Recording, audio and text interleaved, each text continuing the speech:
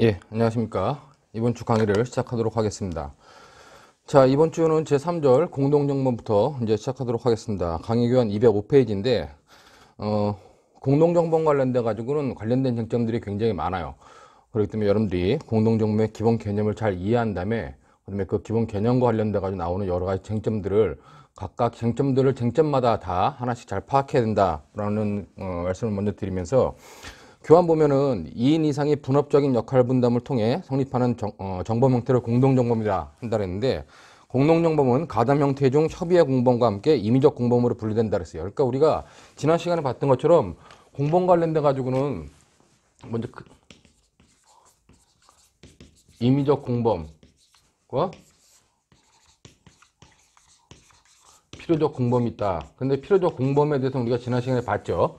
그렇다면 필요적 공범은 말은 공범이지만 실제로 여기 써있기를 공범이라 써있지만 얘는 본질은 뭐다? 정범이다 한다는 걸 배웠고, 그리고 필요적 공범은 반드시 범죄 성립에 있어서 여러 명의 참여가 필요로 하는 범죄입니다. 근데 이제 임의적 공범은 혼자도 할 수 있지만 여러 명이 할 수 있는 건데, 다시 임의적 공범을 정범 형태와 공범 형태로 나눌 수 있고, 이 정범 형태 중에서 오늘 배우는 것이 바로 공동정범,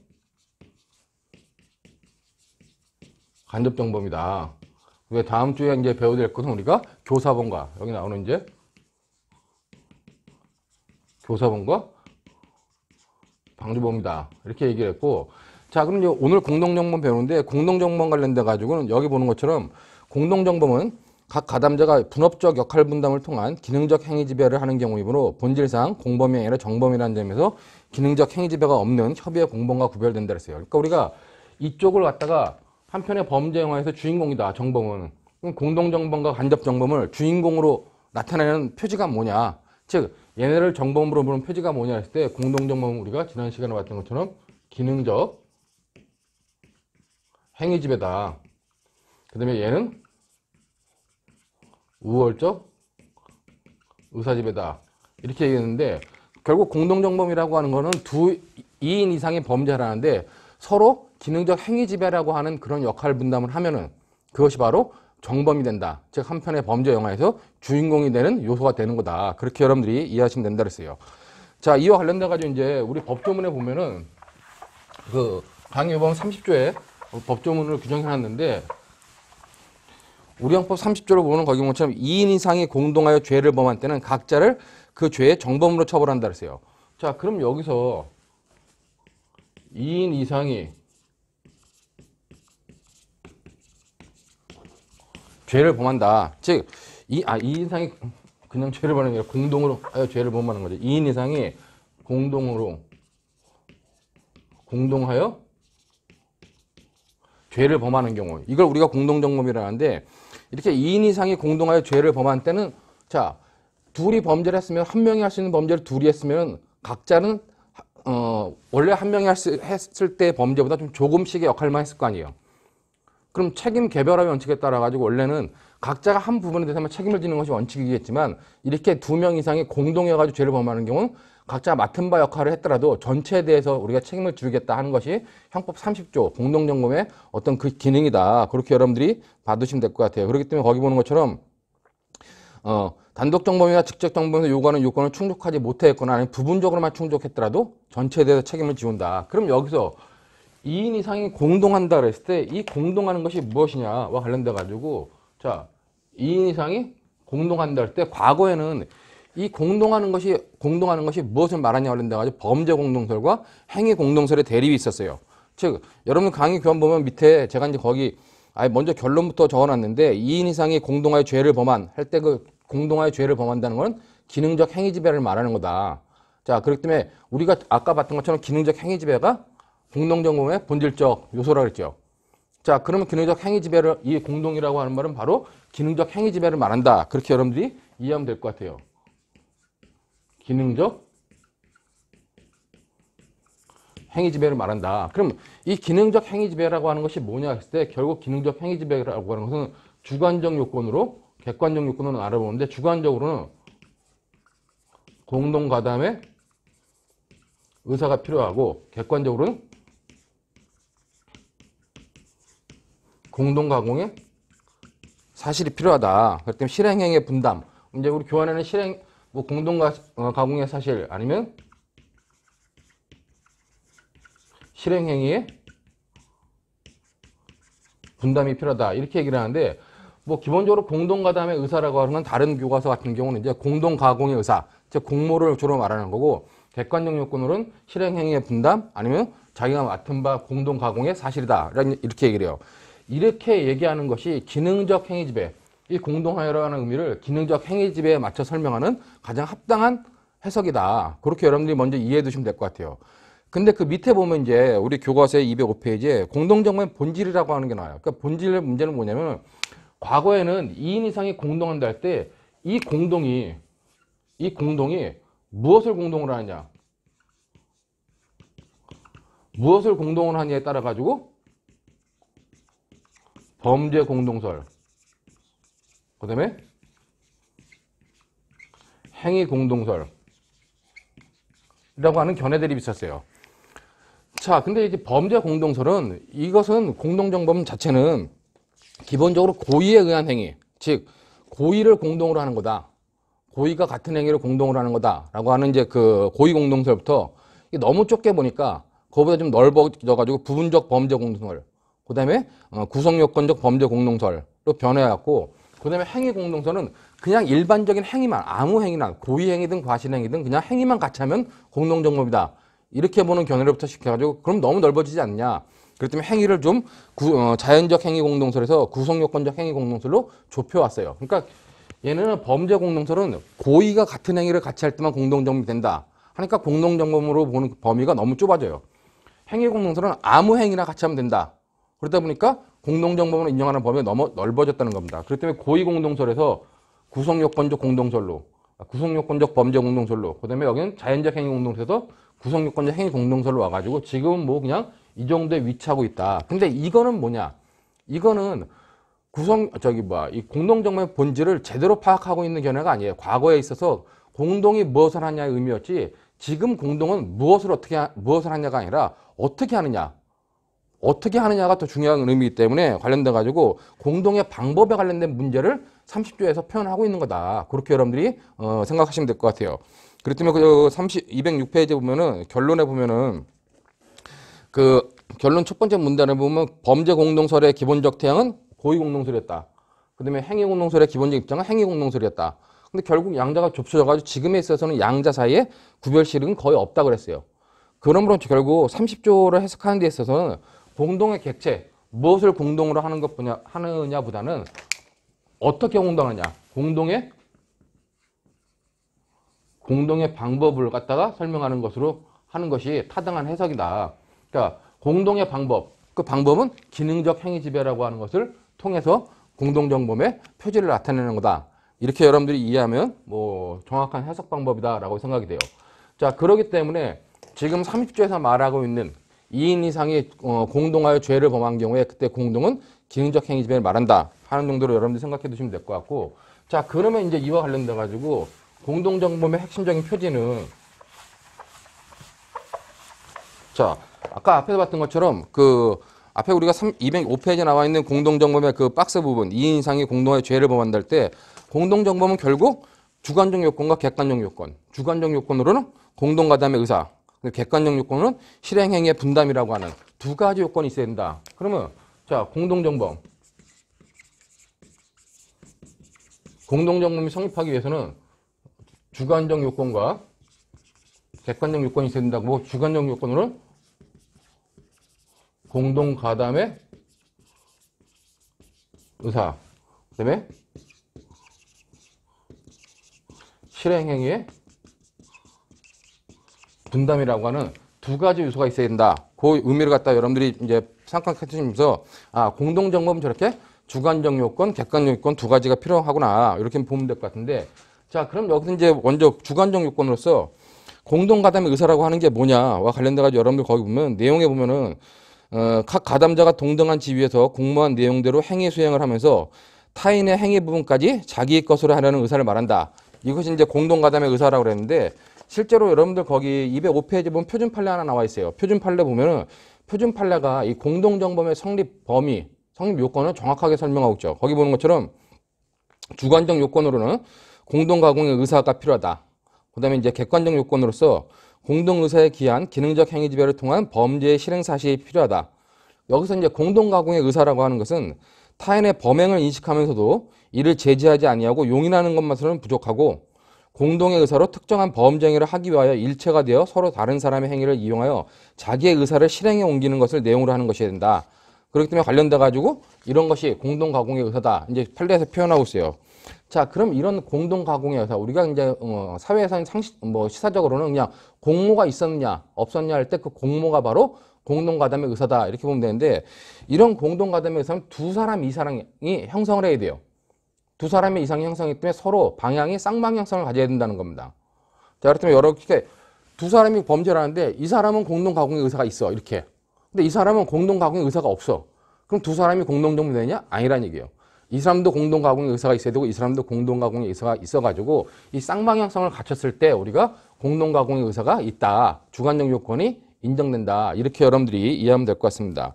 그렇기 때문에 거기 보는 것처럼 쌍방향성을 낸다가지고 결국 한쪽에만 공동가공의 의사가 있고 공동가담의 의사가 있고 한쪽에는 공동가담의 의사가 없는 경우, 우리가 그런 걸 일명 편면적 공동정범이라고 해요. 한쪽만 공동가담의 의사가 있고 한쪽은 없는 거. 그걸 편면적 공동정범이라고 그러는데, 편면적 공동정범은 공동정범의 이론상 우리가 인정될 수 없다. 역시 판례도 표면적 공동정범 같은 경우는 부정하고 있어요. 그렇기 때문에 여러분들 각주에 그 판례, 표준 판례를 하나 나와 있는데 역시 편면적 공동정범은 인정하고 있지 않다. 그렇게 여러분 보시면 될 것 같고, 그러면 여기 관련돼 가지고 공동가담의 의사라고 하는 건 뭐냐? 쌍방향성을 갖춰야 되는 것뿐만 아니라 이거는 뭐요? 직접적으로는 간접적으로 이루어져도 되고 교환에 나오는 것처럼 명시적이든 묵시적이든 상관이 없다는 거예요. 그리고 꼭 한 자리에 모여서 우리가 어떤 범죄를 하자 이렇게 모여하는 것뿐만 아니라 한 사람이 이 사람한테 얘기하고 이 사람이 저 사람한테 얘기하고 저 사람이 다른 사람한테 얘기해가지고, 즉 갑이 을과 의사합체하고 을이 병과 의사합체하고 병이 정과 의사합체했다. 그러면 갑을병정 사이에 전부 다 공동가공의 의사가, 공동가담의 의사가 인정되는 거다. 즉 순차적으로 형성 방법도 보면은 교환에 나오는 것처럼 의사 연락의 방법은 명시적이거나 묵시적이거나 아니면 순차적이거나 아니면 직접적이거나 간접적이거나 상관없이 다 인정될 수 있다. 그렇게 여러분들이 간단하게 보시면 될 것 같고, 그렇기 때문에 그때 판례도 그렇죠. 역시 표준 판례 나오는데 그 표준 판례 이제 나번 판결 요지 보면은 2인 이상이 공모하여 범죄에 공동강화하는 공범관계에 있어 공모는 법률상 어떤 정형을 요구하는 것이 아니고 공범죄 상호간에 직접 또는 간접적으로 범죄의 공동생활에 관한 암묵적인 의사의 연락이 있으면 족하는 것으로, 비록 전체의 모의 과정이 없었다고 하더라도 수인 사이에 의사 연락이 있으면 공동정범이 성립될 수 있다. 반드시 한 곳에 다 모여가지고 하는 경우만 공모가 인정되는 것이 아니라 순차적으로 하더라도 인정된다. 그렇게 여러분들이 이해하고 있으시면 될 것 같아요. 자, 그럼 이러한 이러한 공동정범은 기본적으로 공모가 있어야 된다. 즉 주관적 요건으로 공동가담의 의사가 있어야 돼요. 그러면 어떤 범죄를 하겠다 했을 때 두 사람이 어떤 범죄를 하겠다 그러면 실제로 범죄를 하는 행위하는 시점보다 앞서가지고 공모를 할 거 아니에요.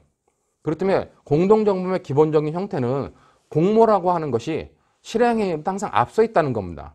우리가 이걸 예모적 공동정범, 예모 공동정범이라고 예모 공동정범이라 하는데 이것이 공동정범의 기본적인 모습이다. 그렇기 때문에 여러분도 거기 보는 것처럼 공동가담의 의사는 사전에 형성되는 예비 모의가 대부분일 것이다. 즉 예모적 공동정범이 대부분일 것이라는 겁니다. 그런데 한 사람이 먼저 범죄를 막 하고 있어. 근데 어떤 사람이 와서 야 나도 같이 하자. 그렇게 동시에, 즉 범죄 실행과 동시에 공동정범도 공모도 인정될 수 있다는 겁니다. 그렇기 때문에 반드시 사전에 예모의 형식을 띌 필요 없이 우연히 만난 장소에서도 공동가담의 의사 형성이 가능하다는 거예요. 그렇기 때문에 우연적 공동정범의 인정이라고 나오는데, 자 우연히 만났어. 미리 연락 안 하는데 우연히 만났는데 야 범죄 같이 하자. 그래. 그래가지고 우연히 공동정범을 같이 했다. 그것도 가능하다는 겁니다. 그렇기 때문에 그와 관련돼 가지고는 좀 이따 봐야 될 문제가 바로 이 우연적 공동정범이 인정된다면 그 우연적 공동정범과 관련돼 가지고 승계적 공동정범이 문제될 수 있지 않겠느냐 하는 문제가 나온다는 겁니다. 그렇기 때문에 그 부분에 관련돼 가지고는 좀 이따 각 논점별로 보고, 자 그러면 공동정범에서 첫 번째 주관적 요건인 공동가담의 의사와 관련돼 가지고 이 공동가담의 의사는 그러면 언제까지 할 수 있겠느냐 관련돼 가지고 이것이 공동정범 성립의 종기라고 하는 우리 교재에 나오는데, 이거는 뭐냐면은 자 한 사람이 실행에 착수했어요. 실행에 착수해 가지고 범죄를 끝내기 전까지는 공동정범, 즉 우연적 공동정범 성립이 가능하다는 겁니다. 그럼 언제까지 가능하겠냐와 관련돼 가지고 범죄가 기소에 이르기 전에 가능하다는 것이 일반적인 학설의 입장입니다. 그렇기 때문에 거기 학설 보면은 기본적으로 실행에 착수 후 기소에 이르기 전에 공동정범이 성립 가능하다는 견해도 있고, 기소 이후에 범행 종료 전까지 공동정범이 성립 가능하다는 견해도 있다고 나와요. 근데 일반적으로 이제 기수까지라고 보는 겁니다. 근데 판례는 명확하게 나눠가지고 일반적인 범죄는 뭐다? 범죄 기수 시점과 종료 시점이 같아지잖아요. 그렇기 때문에 기수 시점까지 가능하다, 공동정범이. 근데 계속범 같은 경우는 뭐예요? 계속범 같은 경우는 범죄가 법익침해의 상태가 계속되고 있으니까 어떻게 해요? 즉 어떤 그 계속되는 상태에서는 아직 범죄가 종료한 것이 아니기 때문에 그 사이에서는 비록 그 범죄는 계속범 기수에 이르렀지만 범죄가 끝나지 않은 종료 상태가 지나지 않은 때까지는 공동정범 성립이 가능하다, 이렇게 보는 게 판례 입장이에요. 그럴 때 판례는 범죄 종류를 나눠가지고 일반적인 범죄라든가 즉시범 같은 경우는 바로 기수 시점까지만 공동정범 성립이 가능하지만 나머지 부분은 어떤다? 계속범 같은 경우는 범죄 종료 시점까지 가능하다, 이렇게 나눠본 것이 판례 태도고, 판례 태도가 논리적으로 타당하죠. 그렇기 때문에 여러분들이 그렇게 잘 이해하시면 될 것 같아요. 밑에 표준 판례 이제 또 나와 있는데, 표준 판례와 관련돼 가지고 범인 도피죄는 결국 판례가 계속범이라 보는 겁니다. 아직 여러분들이 형법 강론을 공부 안 한 학생들은 여기 나오는 개별적인 범죄 관련된 내용들은 나중에 강론 다 보고 와서 봐도 돼요. 근데 중요한 거는 계속범인 경우는 범죄가 기수에 이르고 더 나가서 종료 시점까지도 공동정범 성립이 가능하다, 이런 정도로만 여러분들이 봐두시면 될 것 같습니다. 자, 이것이 이제 공동정범과 관련된 요건 중에 주관적 요건의 어떤 핵심적인 내용들이다, 이렇게 여러분들이 이해해 두시면 될 것 같습니다. 그렇기 때문에 지금 여기다가 공동가담의 의사와, 즉 공모의 의사와 관련돼 가지고는 제가 따로 적지는 않았는데 앞에 설명했던 것들 다시 한번 정리하면 쌍방향성을 갖춰야 된다. 그러므로 편면적 공동정범 안 된다는 겁니다. 그 다음에 그 형성 시기는 기본적으로 예모적 공동정범이 원칙적 모습이겠지만은 우연적 공동정범도 가능하다. 그 다음에 이제 관련돼가지고 그럼 우연적 공동정범이 가능하다면은 언제까지 가담할 수 있겠느냐, 공동이 이루어질 수 있겠느냐는 기수 시점까지다, 아니면 계속범 같은 경우는 종료 시점까지다. 이것이 판례 입장이고 판례가 타당하다 하는 정도로만 여러분들이 잘 봐두시면 될 것 같습니다. 자, 그러면 이제 이 공동가담의 의사와 관련돼 가지고 나오는 첫 번째 논점이 뭐냐? 공동가담의 의사와 관련돼 첫 번째 나오는 논점이 바로 승계적 공동정범이라는 겁니다. 즉 승계적 공동정범이라고 하는 것은 뭐냐면, 자, 여기에 갑이라는 사람이 어떤 범죄를 이렇게 하고 있었어요. 근데 을이라는 사람이 갑자기 이때부터 끼어가지고 이 나머지 부분을 같이 범죄한 겁니다. 자, 갑은 혼자 범죄를 쭉 하고 있었어. 이렇게 쭉 범죄 흘러가고 있는데 갑자기 이쯤 시점 와가지고 을이, 야, 나도 같이 할게. 갑한테 너 여태까지 뭐 했는데? 네가 이만큼 해놓은 거야? 그래, 그럼 이만큼 해놓은 거에 대해서 나는 이후부터 같이 할게. 라고 을이 여기부터 이제 가담을 한 겁니다. 즉, 을은 실제로 뭐 제가 그리기를 여기다 그렸지만 실제로 을이 가담한 거는 이때부터 가담을 한 거예요. 가담을 했는데 갑이 한 행위를 이미 다 이해하고 인식하고 그것을 받아들이고 나서 나머지를 같이 하겠다 하는 걸 우리가 승계적 공동정범이라고 얘기하는 겁니다. 그렇기 때문에 여러분들 거기 교환 보면 뭐 승계적 공동정범의 기본적인 의의를 보면은 공동정범의 공동가담의 의사 형성 시기를 사전보에 국한시키지 않는 태도를 취할 때, 즉 예모적 공동정범뿐만 아니라 우연적 공동정범도 가능하다는 견해를 취할 때, 그러면은 선행 행위자의 행위가 실행에 착수 이후에 기수에 이르기 전에, 여기가 기수다. 실행에 착수 이후에 기수 전에 관련돼 가지고 얘가 가담한 걸 우리가 이걸 갖다가 승계적 공동정범으로 인정할 수 있겠냐.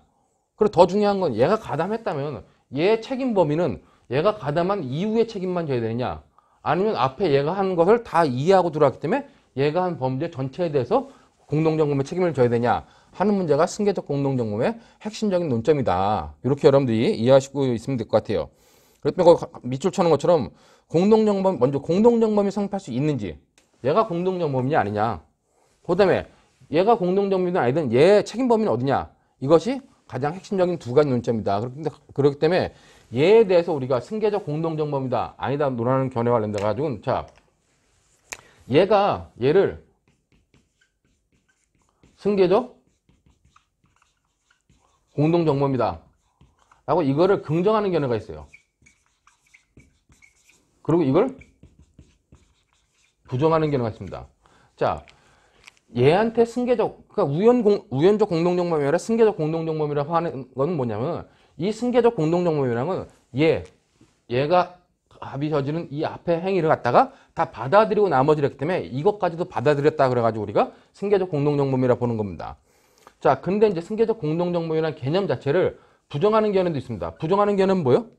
부정하는 견해는 이거는 이 앞부분은 뭐야? 앞부분에 관련된 얘가 공모도 없었고 공동가공의 사실도 없지 않았냐? 그러면 이 앞부분에 대해서 어떤 책임도 지지 않고 얘는 뭐다 그냥 이 뒷부분에 대해서만 책임을 지는 그냥 공동정범이다. 이렇게 보는 게 승계적 공동정범 부정설이에요. 자, 그렇다면 승계적 공동정범의 부정설은 기본적으로 뭐다? 을의 책임 범위 어떻게 되겠어요? 을의 책임 범위는. 자, 을은 갑과 앞에 걸 얘기했지만 실제로 갑과 같이 하는 행동은 뭐예요? 이 뒷부분만이 갑과 같이 했다는 겁니다. 즉, 이 뒷부분에 대해서는 갑과 을 사이에 공동가공의 의사, 공동가담의 의사와 공동가공의 사실, 객관적 요건, 주관적 요건이 갖춰진다는 겁니다. 그렇기 때문에 이 승계적 공동정범을 부정하는 견해는 뭐다? 부정하는 견해는 기본적으로 자, 을의 책임 범위와 관련돼 가지고 가담 이후에만 책임을 묻는다는 겁니다. 자, 이에 대해서 이제 긍정설에는 다시 두 종류로 나눠요. 여기 보면은 승계적 공동정범을 긍정하는 견해와 부정하는 견해가 있다는데 긍정설은 승계적 공동정범이란 개념 자체, 용어 자체는 인정을 합니다. 근데 승계적 공동정범이란 개념을 인정하면은 결국 우연적 공동정범과 다른 거다. 얘가 앞에 부분의 내용들을 갑이 한 앞에 부분의 행동을 얘가 다 인수한 거고 이해한 거기 때문에 결국 얘의 책임범위 뭐다? 전체에 대해서 공동정범의 책임을 져야 된다라고 하는 견해가 있다는 겁니다. 그렇기 때문에 긍정설에 관련돼 가지고 다시 을의 책임 범위에 관련돼 가지고 전체 책임을 인정하는 견해가 있고 아니다. 얘는 승계적 공동정범이라고 말은 붙이겠지만은 이걸 다 이해하고 갔지만 실제로 얘는 가담한 부분에 대해서만 책임져야 된다. 그래가지고 역시 가담 이후에 대해서만 책임을 진다고 하는 견해로 나눠볼 수 있다는 겁니다. 자, 그렇기 때문에 여러분들 교환 보면은 그 학설에 보면 긍정설 보면은 후행 가담 부분에 하나여 공동정범이 성립한다는 견해. 즉, 이 견해랑 그 다음에 부정설 중에서 후행 가담 부분에 대하여 공동정범이 성립한다는 견해. 근데 이 견해는 기본적으로 뭐다? 부정설은 승계적인 공동정범이라는 개념을 사용하지 않아요. 근데 여기서 이 견해라든가 부정설에다 이 부정설은 기본적으로 용어를 사용하느냐 사용하지 않느냐 차이지만 실제로 뒷부분은 뭐다? 책임 범위는 똑같다는 겁니다. 자, 이에 대해서 이제 승계적 공동정범이라는 개념을 인정하고 그 책임 범위도 전체 책임을 져야 된다 하는 견해가 나머지의 견해와 좀 차이가 있는 거다. 그렇게 여러분들이 이해하고 있으시면 될 것 같아요. 자, 판례 입장은 뭐냐 그랬을 때 판례 입장은 명확하지 않습니다. 지금 뭐 대부분의 교과서가 많이 판례 입장이 마치 다수설의 판례 입장이라고 그래가지고 부정설이다. 이게 부정설을 취하는 것이 판례 입장이다. 이렇게 이제 보는 해석들이 좀 많은 편이긴 한데 그 김성문 교수님의 교과서 같은 경우는 아예 명시적으로 우리 판례가 명시적으로 승계적 공동정범이라는 개념을 사용하고 있지 않다고 그래요. 그렇기 때문에 명시적으로 승계적 공동정범이라는 개념을 사용하고 있지 않기 때문에 판례의 태도가 어떻다라고 말할 수는 없다는 겁니다. 근데 이제 다수의 견해들은 승계적 공동정범을 부정하는 게 판례의 태도다 그렇게 얘기를 하고 자 후행 가담자의 책임 범위 밑에 이제 학설 관련돼 가지고 적극설 소극설 나오는데 적극설은 이걸 적극설이라고 하는 거죠. 전체 책임을 지운다. 이게 적극설의 입장이고 이게 아니다.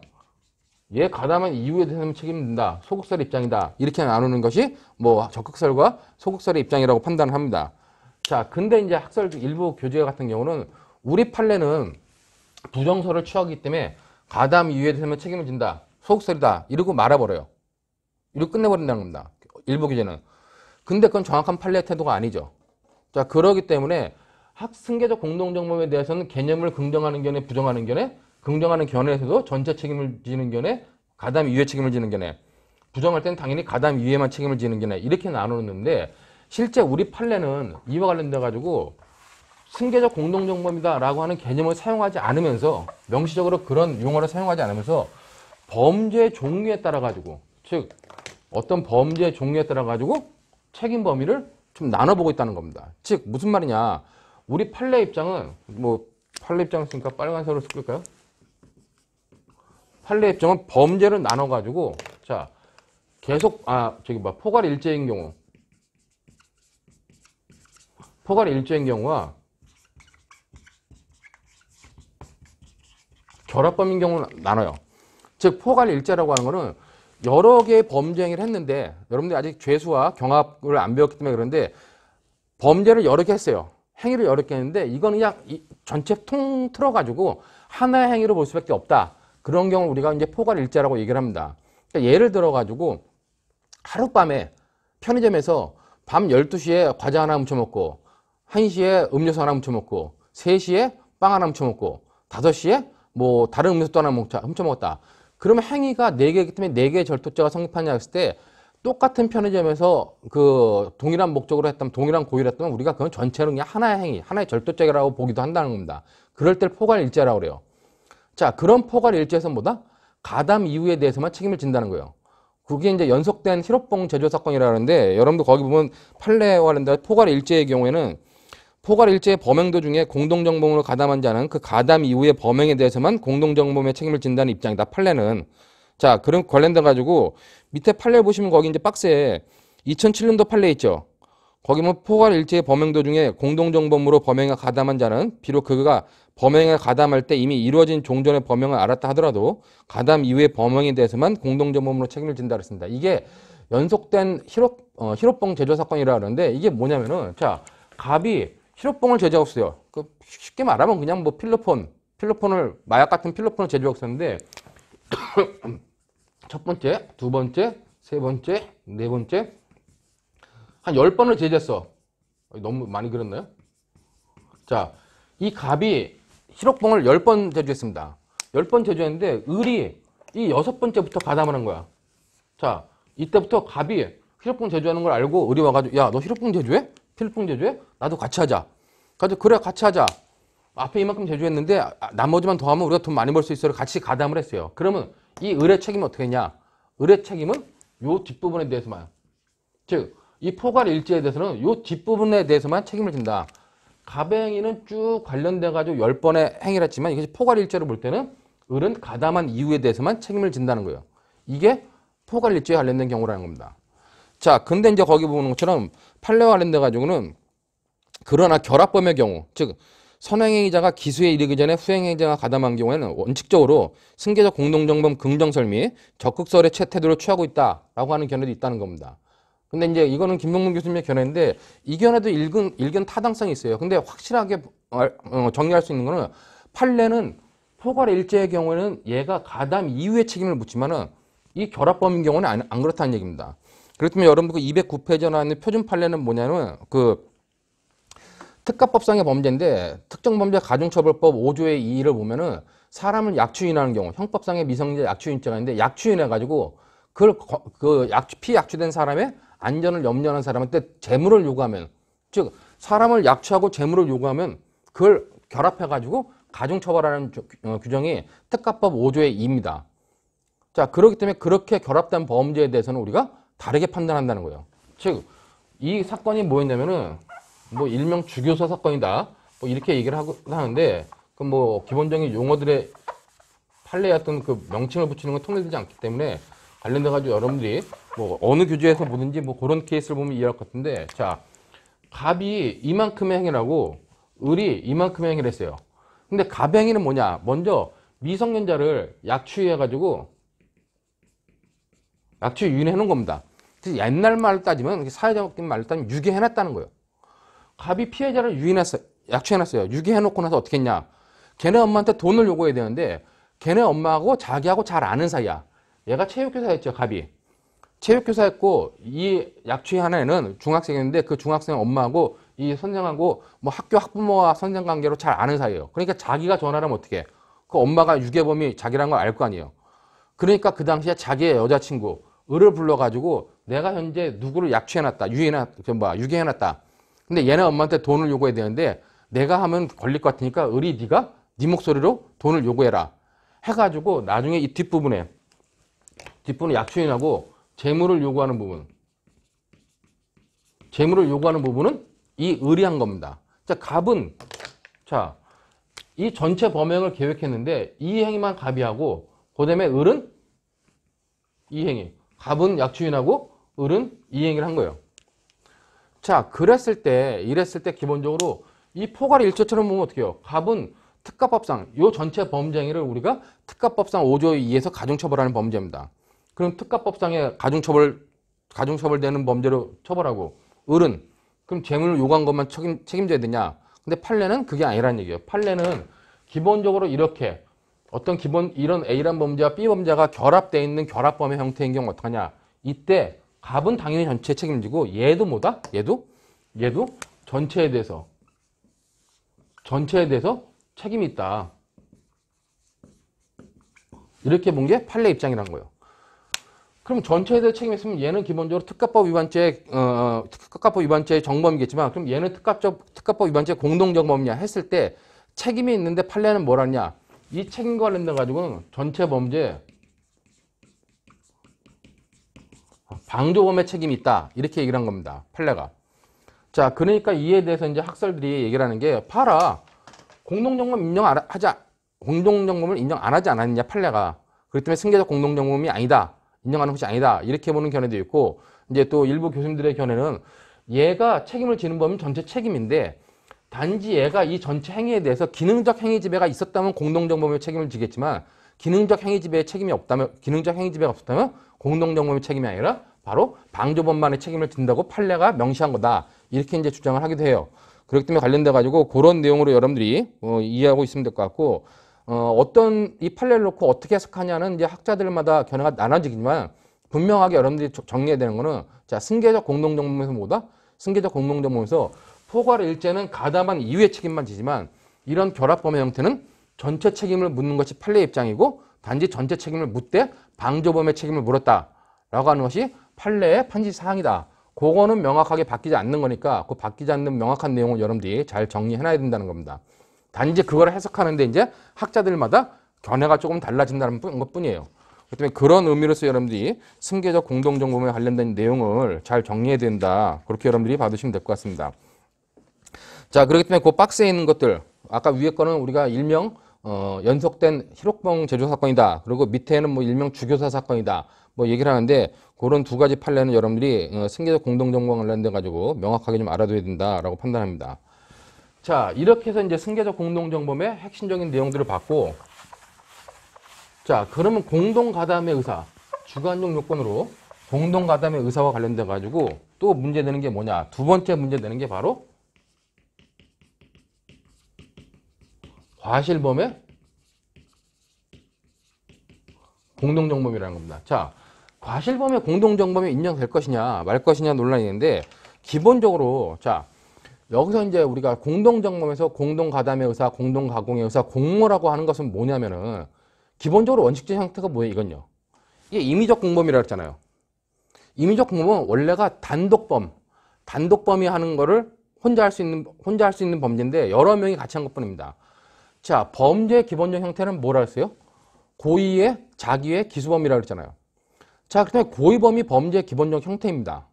자, 그런데 이 고의범의 기본적 형태가 여러 명의 범죄 형태로 지금 변형된 거예요. 그렇기 때문에 여러분들이 여기서 알아줘야 되는 게 이론적으로는 어떠하냐. 이론적으로는 교과서에 나오는 것처럼 공동가담의 의사라고 하는 것은 단독행위자의 고의가 자, 한 사람의 고의가 여러 명의 어떤 그 주관적 요건으로 지금 변형됐다는 겁니다. 그렇기 때문에 단독행위자의 고의가 공동정범의 특성에 맞추어 수정된 것이라는 얘기죠. 그럼 고의가 이 고의를 여러 사람이 나눠 가졌다 하는 거기 때문에 여러 사람 사이에는 기본적으로 고의범만 성립하지 과실범이 성립할 수 없다는 거예요. 이걸 잘 이해해야 돼요. 이게 원래 이론적, 논리적 타당성이 있는 얘기라는 겁니다. 그렇기 때문에 여러분 거기처럼 단독행위자의 고의가 공동정범의 특성에 맞게 수정된 것이기 때문에 당연히 공동정범은 원칙적으로 고의범이 되는 겁니다. 과실범이라는 건 원래 인정할 수 없다는 거예요.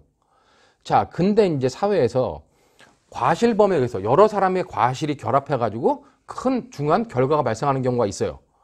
우리가 그럴 때 과실범의 공동정범을 인정해야 되지 않겠느냐 하는 사회적 처벌의 필요성이 크게 대두됩니다. 그러다 보니까 이 과실범의 공동정범이라고 하는 것은 형법 이론적으로는 인정하기가 힘들지만은 현실적 필요성 때문에 과실범의 공동정범을 인정해야 될 것이 아니냐 하는 논의들이 나왔고 그래서 이제 과실범의 공동정범에 대해서는 이를 원래 전통적인 이론에 의해서 부정하는 견해 그 다음에 어떤 처벌의 필요성 때문에 긍정하는 견해 이렇게 두 가지로 나눠진다. 이렇게 여러분들이 좀 먼저 생각을 해두면 될 것 같습니다. 그렇기 때문에 학설의 대립을 보면 먼저 이제 학설의 대립은 부정설과 긍정설이 있는데 이 과실범의 공동정범을 자, 부정하는 견해, 긍정하는 견해 이렇게 두 가지가 있는데 이와 관련돼 가지고 이제 그 부정설은 원래 원칙적인 입장이에요. 그 원칙적 입장으로서 기본적으로 이건 안 된다 하는데 이제 과거에 아까 공동정범의 본질을 얘기할 때 공동정범이 2인 이상이 범죄를 공동할 때 그 범죄가 무엇을 공동으로 하는 것이냐 관련돼 가지고 범죄 공동설과 행위 공동설의 대립이 있다 그랬죠. 지금은 양자 사이에 권리 구별의 실익이 없다는데 그때 이 범죄를 공동으로 하는 거다 하는 범죄 공동설과 그다음에 그건 단순히 행위만 같이 하는 거다 하는 행위 공동설 이 두 가지의 대립이 있었는데 범죄 공동설에서는 고의 행위만을 같이 하는 것이다. 그렇기 때문에 당연히 이 범죄 공동설 입장에서 과실범의 공동정범이라는 걸 부정한다는 겁니다. 자, 근데 이제 행위 공동설은 어떤 행위만 같이 하면 되지 그것이 고의 행위든 과실하는 게 상관없다는 얘기예요. 그렇기 때문에 이 행위 공동설을 할 때는 과실범의 공동정범 긍정할 수 있다는 겁니다.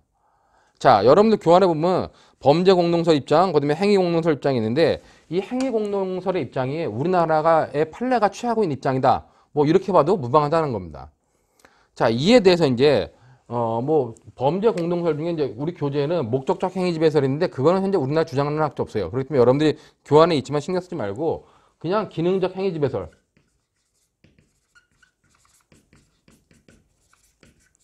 자, 기능적 행위지배설은 원래 공동정범이 뭐다?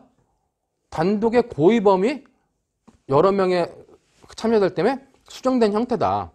그렇기 때문에 고의범이 수정된 형태 때문에 과실범은 성립할 수 없다. 그렇기 때문에 전통적인 원래 논리적인 기능적 행위지배설에 의하면 당연히 인정되지 않는다 하는 게 기능적 행위지배설의 입장이에요. 자, 근데 이제 긍정설 입장에서는 자, 이거는 행위를 같이 하면 공동행위 주체가 된다. 그래가지고 여기 보면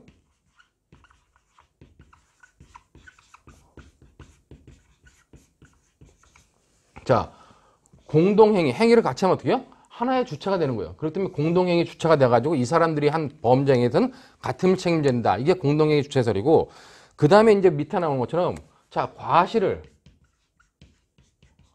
공동으로 해요. 즉 주의의무 위반다는 행위를 같이 했는데 그와 관련돼 가지고 과실 공동 그다음에 여기 본 것처럼 구성 요건적 행위 공동 아니면 과실 공동 기능적 행위 지배 그다음에 다음 페이지에 있는 것처럼 그다음에 과실 공동 공동행위 인식이라고 하는 과실을 공동으로 했다. 주의의무에 위반하는 과실을 공동으로 했는데 이 주의의무에 위반하는 행위를 같이 했다 할지라도 이 뒤에 인정되는 범위가 조금씩 달라진다는 겁니다. 자, 이 견해들은 뭐예요? 긍정설은 처벌의 필요성이 있어가지고 이론 구성을 하는 것들이죠. 자, 그렇기 때문에 과실 공동 구성요건 행위 공동설은 과실을 즉 어떤 주의의무에 위반한 행위를 같이 했는데 그것이 구성요건에 해당하는 행위다. 그러면 과실범의 공동정범이 인정된다는 견해예요. 그다음에 과실공동 기능적 행위집에서는 주의의무 위반 행위가 있었다. 근데 양자간에 기능적 행위지배가 있었다면 과실의 공동정범이 인정된다는 겁니다. 근데 이 견해의 특징은 뭐냐? 이 두 견해와 이거의 차이는 이 두 견해는 뭘 요구하지 않는다? 두 견해는 기본적으로 상대방의 의사연락을 요구하잖아요. 두 견해는 양자간에 의사연락이 필요 없다는 겁니다. 그냥 행위만 같이 있었고 행위가 구성요건에 해당하는 행위거나 아니면 서로 간에 뭐 행위를 갖다가 뭐 인식만 하고 있으면 된다는 겁니다. 근데 이 마지막 견해는 과실을 공동으로 한 거, 주의의무에 위반한 공동과 그다음에 공동행위를 한다는 인식이 있어야 된다. 그렇기 때문에 이거는 의사연락이 있어야 된다. 이렇게 보는 게 긍정설 중에서 마지막 견해다. 자, 근데 이제 이거는 학자들의 얘기예요. 과실범의 공동정범은 인정한다, 부정한다 했을 때 과실범의 공동정범은 논리적으로는 부정하는 게 타당할 것 같아요. 그럼 여기서 이렇게 기능적 행위지배설에서 부정한다 했을 때 그럼 이걸 부정하면 어떻게 하냐? 과실범의 공동정범은 결국 그냥 과실범의 동시범으로 처리한다. 이게 이제 기능적 행위지배설의 기본적인 입장이에요. 그러나 처벌의 필요성이기 때문에 여러 가지 어떤 이론 구성을 통해서 특히나 이 과실 공동 관련돼 가지고 구성요건적 행위가 공동하느냐, 구성요건적 행위가 공동이냐, 아니면 기능적 행위 지배냐, 아니면 공동 행위를 인식하고 해야 되냐, 의사 연락까지 있어야 되냐 해가지고 여러 요건들을 가지고 긍정하는 견해로 나눠지는데 이 부분은 여러분들이 그냥 뭐 기본 이 강의가 기본 강의니까 아 학자들이 이렇게 얘기하고 있고 많은 견해들이 대립하고 있구나 하는 정도만 봐두면 되고 우리 판례는 뭐다? 우리 판례는 과실범의 공동정범을 긍정하는 게 우리 판례의 입장이다. 이렇게만 여러분들이 정리해 두시면 될 것 같습니다. 이렇게 정리하는 것이 그냥 학부 수준에서 학부 수준에서 아니면 어떤 그 시험 대비용으로는 이 정도만 정리하면 될 것 같아요. 그리고 이제 판례가 행위 공동설의 입장이다. 봐도 무방하다는 겁니다. 이렇게 정리하는 것이 이제 가장 기본적이고 그렇기 때문에 여러분들이 이제 과실범의 공동정범을 앞으로 정리를 할 때 아, 학설이 부정설, 긍정설이 있지만 판례는 긍정설의 입장이다. 그러니까 판례는 약간 행위 공동설적 입장에서 그것을 인정하고 있구나. 그렇게 여러분들이 봐두시면 될 것 같습니다. 자, 그와 관련돼 가지고 여러분들 거기 보면은 뭐 결어와 관련돼 가지고 결국 결론은 이론적으로는 이게 타당하겠지만 사회적 처벌 필요성 때문에 이것이 필요하다. 그리고 관련돼 가지고 이제 판례가 이 긍정설을 취하고 있다. 그렇게 여러분들이 정리하면서 판례를 봐보세요. 거기 뭐 과실범의 공동정범을 인정한 판례상을 해가 첫 번째 판례가 화물 트럭 운전수와 화주가 서로 의사를 연락하여 경관의 검문에 응하지 않고 트럭을 질주하게 한 사안에서 이와 관련돼 가지고 양자 간에 즉 화물의 화주하고 트럭 운전사 간에 과실의 공동정범을 인정한 판례입니다. 이게 과실범의 공동정범을 인정한 최초의 사건이고 이걸 일명 그대로 가자 사건이라고 얘기를 해요. 제가 이제 판례는 간략하게 정리하냐고 그 사안들을 다 뺐는데 이런 사안이 있다. 그 다음에 관련돼 가지고 3번 판례도 표준 판례인데 운전병이 운전하던 집차의 선임 탑승자가 운전병을 데리고 주점에 들어가서 같이 음주한 다음 운전케 한 결과 운전병이 음주로 인하여 취한 탓으로 사고가 발생했다. 자, 운전병과 선임 탑승자가 서로 음주해가지고 이제 그 사고를 냈다. 그러면 과실의 공동정범이 인정된다는 겁니다. 그리고 이제 밑에 중요한 판례가 이제 뭐 6번 판례라든가 7번 판례, 특히 7번 판례 표준 판례인데 과거에 94년도에 서울에 있는 성수대교가 무너졌어요. 건설사의 건설 부실과 시공 관리 주체였던 서울시의 시공 관리의 어떤 부실, 그다음에 이런 것들이 겹쳐져가지고 여러 가지 겹쳐져가지고 성수대교가 붕괴됐습니다. 그다음에 95년도에는 또 삼풍백화점이라는 게 무너졌어요. 자, 이와 관련돼 가지고 우리 판례는 명시적으로 이런 여러 과실들이 결합해 가지고 하나의 결과를 발생시켰다면은 그 결합된 과실에 대해서는 전부 다 뭐다? 과실범의 공동정범을 인정한다라고 판례가 명시적으로 판단하고 있기 때문에 그와 관련 내용으로 여러분들이 좀 정리해 두시면 될 것 같습니다. 자, 이 정도로 봐가지고 이제 과실범의 공동정범까지 여러분들이 아, 우리 판례가 인정하고 있구나라고 하는 것들을 보면 될 것 같고, 자, 관련돼 가지고 이제 그 공모관계에서 이탈이 이제 세 번째 요건으로 나오는데 이거는 주관적 요건으로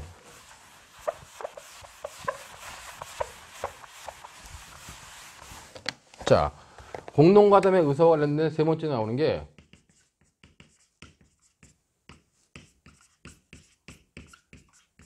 공모관계 이탈이라는 게 나와요. 자, 갑과 을이 범죄 가치기로 하기로 공모했어요.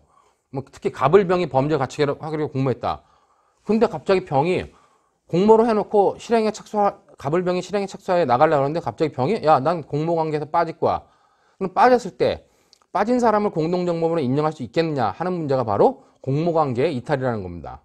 자, 그렇기 때문에 여러분들 거기 보는 것처럼 공모관계에서 이탈이다. 그럼 기본적으로 얘의 핵심적인 표지는 공모에 가담한 사람, 즉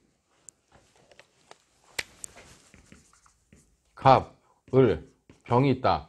갑과 을, 병이 어떤 범죄를 공모했어요. 공모했는데 이때가 실행의 착수야. 실행의 착수 전에 병이 난 빠지겠다 해가지고 이탈하면 이 갑을병이 공모한 범죄가 나중에 실행에 착수에 이루어져 가지고 행해졌다 할지라도 이 병을 공동정범으로 처벌할 수 있겠느냐, 아니면 갑과 을만 공동정범으로 처벌하고 병은 이탈 때문에 빼줘야 되냐 하는 문제가 공모관계 이탈이다. 이렇게 여러분들이 좀 정리하면 될 것 같아요. 자, 거기 보면 이제 공모관계의 이탈의 요건 관련돼 가지고 기본적으로 얘가 이탈한다 할 때 이 이탈 관련돼 가지고 먼저 주관적 요건, 이탈의 주관적 요건과 객관적 요건 두 가지가 필요하다 보면 될 것 같아요. 즉 병이 실행에 착수 전에 난 빠질게 하고 빠졌어. 그럼 빠지려면 주관적 요건과 객관적 요건이 있는데 주관적 요건은 뭐냐? 주관적 요건으로는 기본적으로 자, 난 이 범죄 관계, 이 공모 관계에서 빠지겠다. 즉 이탈의 의사 표시를 해야 된다는 겁니다. 즉 첫 번째 나오는 주관적 요건은 뭐다? 이거는 바로 이탈의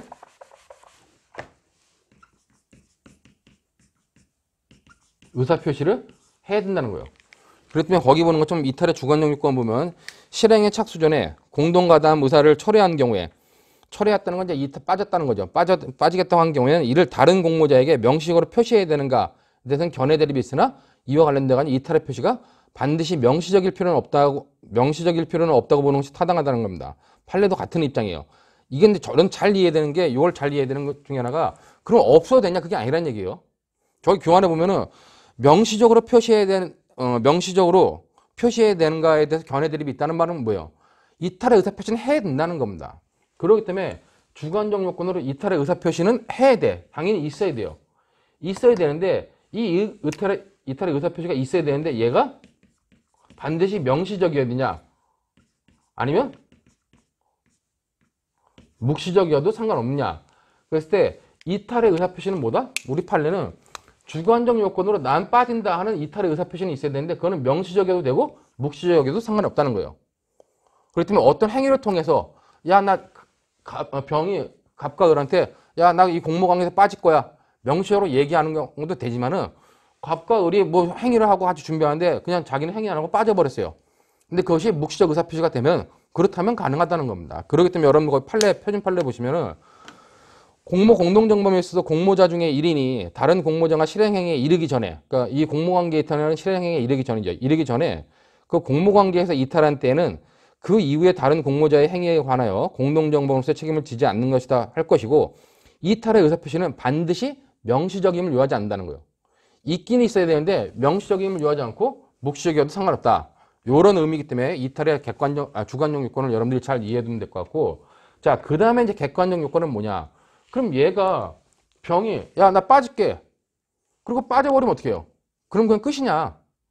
이제 과거에 아주 옛날 판례는 얘가 이탈의 의사표시만 하면 된다. 이렇게 판단했었습니다.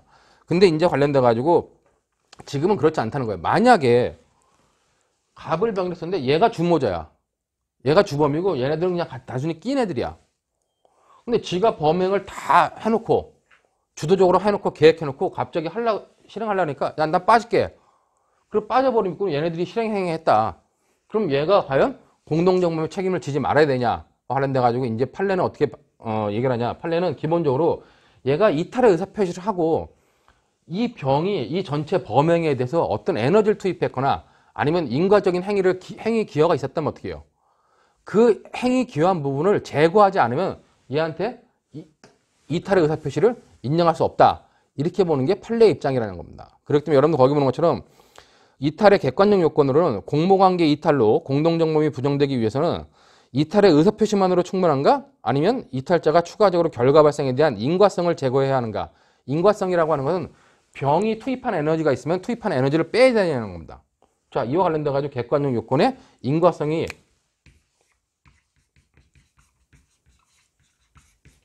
제거가 필요 없다.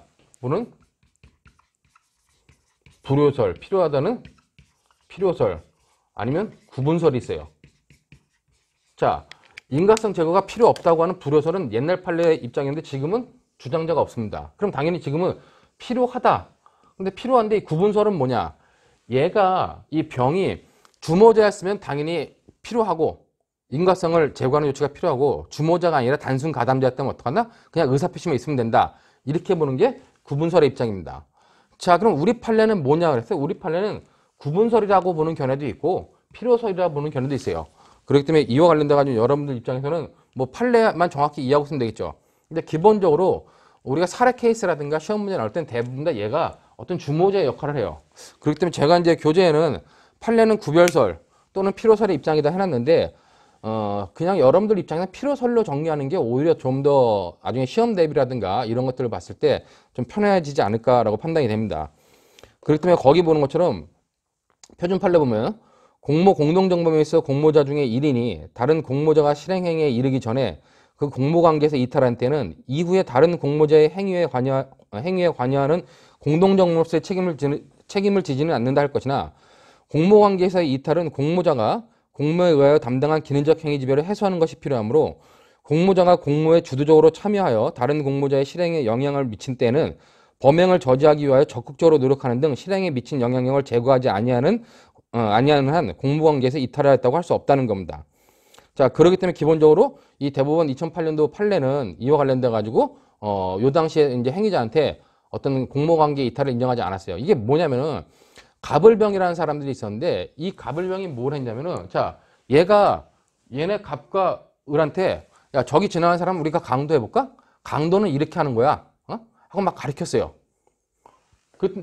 근데 이제 이게 이제 뭐 일명 뭐 교재에는 어사건 아니면 뭐 등산로 사건 뭐 이런 게 하는데 어사건 이런 게 뭐냐면은 얘네 둘은 동네 이렇게 좀 양아치 같은 애들이에요. 뭐 양아치란 말이 정확한 표현이 모르겠는데 하여튼 노는 애들이고 이 병은 뭐냐? 동네 얘도 노는 언니야. 여자야 여자 병이. 동네 노는 언니인데 덩치가 크고 이런 언니예요. 근데 동네 남자애들 동생뻘 되는 남자애들 있으니까 니네 강도할 줄 알아? 강도는 이렇게 하는 거야. 그걸 자랑을 했어요. 저기 등산객까지 저런 사람 강도할 땐 쫓아가서 어떻게 해가지고 하면 돼. 해볼래? 근데 을과 갑과 을이 그래요? 그럼 해보죠. 그리고 갑과 을이 뛰어간 거예요. 근데 이 동네 노는 누나는 덩치가 너무 커. 너무 덩치가 크다는 얘기는 많이 쪘다는 얘기예요. 그래가지고 얘네들이 뛰어가는데 강도로 뛰어가는데 그리고 못 쫓아간 거예요. 덩치가 너무 커가지고 뚱뚱해서 못 쫓아간 거야. 그리고 마른 사이에 갑과 을은 얘가 가르쳐준 데 가서 다 강도를 한 겁니다. 그랬을 때 이제 얘가 병이 주장한 게 자기는 공공관계 이탈이다. 응? 얘네들한테 가르쳐만 줬고 실제로 빠졌다. 명시적이진 않지만 나는 안 갔기 때문에 빠진 거 아니냐 이렇게 주장을 했는데 판례가 뭐라 했냐. 판례가 너는 명시적으로는 아니지만 묵시적으로 했을지언정 뭐요? 묵시적으로 했을지언정 네가 얘네들한테 투입한 에너지를 제거한 조치를 했냐? 제거하지 않았다는 겁니다. 인과성을 제거하지 않았기 때문에 너는 공모관계 이탈이 인정되지 않고 그냥 강도죄 공동정범이 된다. 이렇게 판단했다는 거예요. 자, 그렇기 때문에 그 판례를 여러분들이 잘 이해해두면 될 거다라고 판단이 됩니다. 자, 그렇기 때문에 관련돼 가지고 그 정도의 내용으로 여러분들이 보시면 될 것 같고 212페이지 보면은 그러면 이탈자 만약에 얘가 공모관계 이탈이 인정되면 어떻게 돼요? 인정되면 얘는 공동정범의 책임을 지지 않고 실행에 나간 나머지 애들만 공동정범의 책임을 진다는 겁니다. 근데 얘가 만약에 공모관계 이탈이 인정된다 할지라도 얘네들이 공모한 범죄가 뭐예요? 공모한 범죄가 만약에 강도죄라든가 살인죄 같이 예비음모를 처벌하는 범죄다. 그러면 예비음모에 대해서는 책임이 있을 수 있다는 거죠. 그렇기 때문에 여러분 거기 보는 것처럼 뭐 방조행위가 실행에 착수에 실행에 착수 이전 단계에서 행해진 후 피방조자가 실행에 착수로 나간 경우 그 경우에는 방조 책임도 인정될 수 있고 또는 살인이라든가 강도죄 같은 경우는 아예 예비 음모의 책임도 인정될 수 있다. 그렇게 여러분들이 이해해 두면 될 것 같습니다. 자, 이것과 이제 관련돼 가지고 최근에 문제되고 있는 것이 이게 이제 공공관계 이탈이에요. 근데 이 공모관계 이탈과 비교해서 여러분들이 좀 알아줘야 될 게 뭐냐면 자, 기본적으로 공모관계 이탈을 한다고 문제되는 게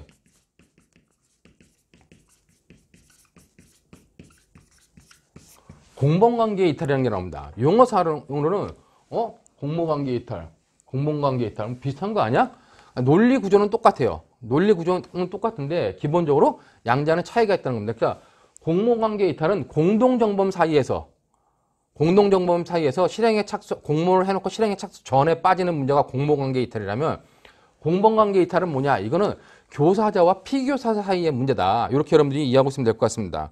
그렇기 때문에 협의의 공범관계 이탈 나오는데 의를 보면 교사자가 피교사자로 하여금 범죄 실행을 결의하게 한 후 그 피교사자가 범죄 실행에 나가기 전에 교사자가 이탈하는 경우예요. 즉 관련된 이거는 갑이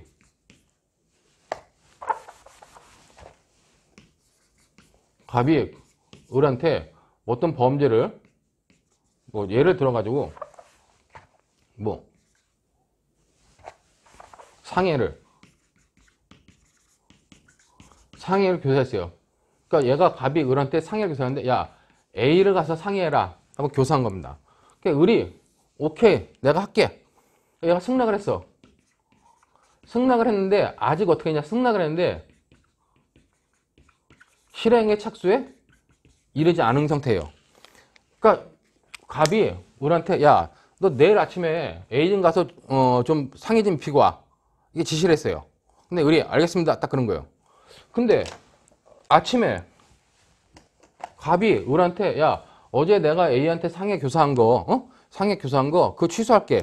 해가지고 상해 교사한 거를 그 다음 아침에 취소했을 때 즉 공범관계가 얘는 교사범 얘는 피교사범이 피교사자가 되는데 이걸 취소했을 때 공범관계 이탈로 인정할 수 있겠냐는 겁니다.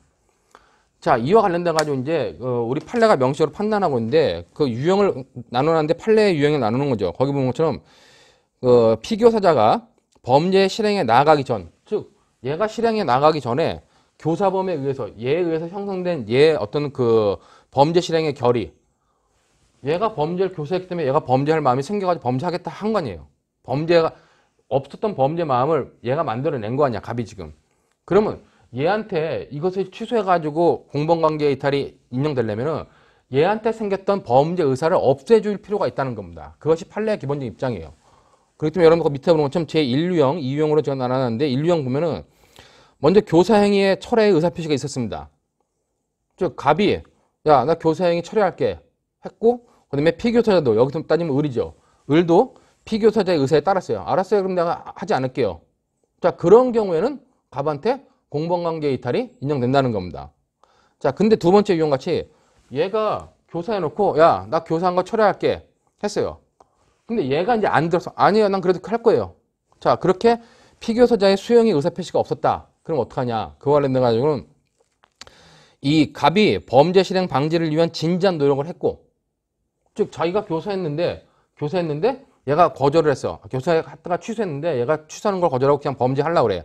그럼 범죄 방지를 위한 범죄 실행 방지를 위한 얘가 실행 행위로 나가지 못하게 진지한 노력을 해야 되고 그다음에 교사의 고의가 존재했던 것이 없어져야 된다는 겁니다. 자, 그런 다음에 피교사자의 범죄 실행의 결의가 해소된 경우 즉 얘가 범죄 그러니까 갑이 결국 을이 범죄 실행에 못 나가도록 막고 얘한테 생겼던 범죄할 마음을 없앴다. 그러면 그땐 공범관계 이탈이 인정된다는 거예요. 그러고 나서 며칠 있다가 을이 다시 지가 범죄할 마음이 생겨서 범죄를 했다? 그거는 이제 을의 개인적 책임이 된다는 겁니다. 그렇기 때문에 거기 보는 것처럼 교사의 고의가 존재하지 않고 그다음에 피교사자의 범죄 실행의 결의가 해소됐다. 그럼 그때는 공범관계 이탈을 인정할 수 있다라고 하는 의미로 여러분들이 공범관계 이탈까지도 공범관계 이탈과 비교해서 여러분들이 살펴받을 필요가 있다는 겁니다. 물론 공범관계 이탈은 이제 교사범 문제이긴 하지만은 나중에 교사범 다 공부하고 나서 다시 한번 여기 와가지고 공모관계 이탈과 공범관계 이탈을 여러분들이 좀 구별해서 정리해둘 필요가 있다는 겁니다. 지금 그 박스의 유형 박스는 밑에 나온 표준 판례 2012년도에 나온 표준 판례를 갖다가 정리하는 거니까 표준 판례를 읽어보시면서 박스와 비교해서 읽어보시면서 한번 정리해 두시길 부탁드리겠습니다. 자 그렇게 해가지고 이제 이 정도로 보고 우리가 이제 공동정범은 주관적 요건으로 공동가담의 의사 그리고 있어야 된다 그랬고 공동가담의 의사와 관련돼 가지고 요 세 가지 논점에 대해서 이제 살펴봤습니다. 시간이 많이 흘렀기 때문에 이 정도에서 잠깐 쉬었다가 다음 시간에 이제 우리가 공동정범의 객관적 요건에 관련되는 것들을 살펴보도록 하겠습니다.